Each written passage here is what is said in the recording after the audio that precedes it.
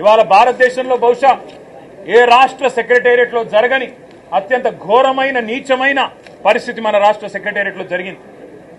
20% commission ఇయ్యందే ఇక్కడ బిల్లులు వస్తలేవని చెప్పి కాంట్రాక్టర్లు ఆర్థిక శాఖ మంత్రి ఉప ముఖ్యమంత్రి గారి ఛాంబర్ ముంగట ధర్నా చేసే పరిస్థితి రాష్ట్రంలో బహుశా ఎన్నడూ కూడా గతంలో లేదు.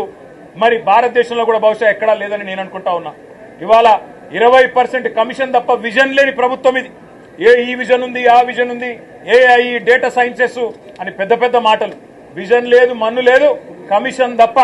No vision, only commission, only 20% commission అనే విధంగా ఇవాళ ప్రభుత్వాన్ని నడుపుతూ ఢిల్లీకి మూటలు పంపుతూ ఇక్కడ చిన్న కాంట్రాక్టర్లను, సర్పంచ్లను, చిన్న చిన్న వ్యక్తులను వేధించి చివరికి ఓవర్సీస్ స్కాలర్షిప్లు ఇవ్వకుండా, గురుకులాల్లో తిండి పెట్టకుండా ఈరోజు పిల్లల్ని చంపుతున్న అరాచక ప్రభుత్వం రేవంత్ రెడ్డి ప్రభుత్వం, కాంగ్రెస్ ప్రభుత్వం. కనీసం గురుకులాల్లో ఉండే అధ్వాన్నమైన పరిస్థితుల గురించి ఒక్క మాట చెప్తారేమో అనుకున్నాం.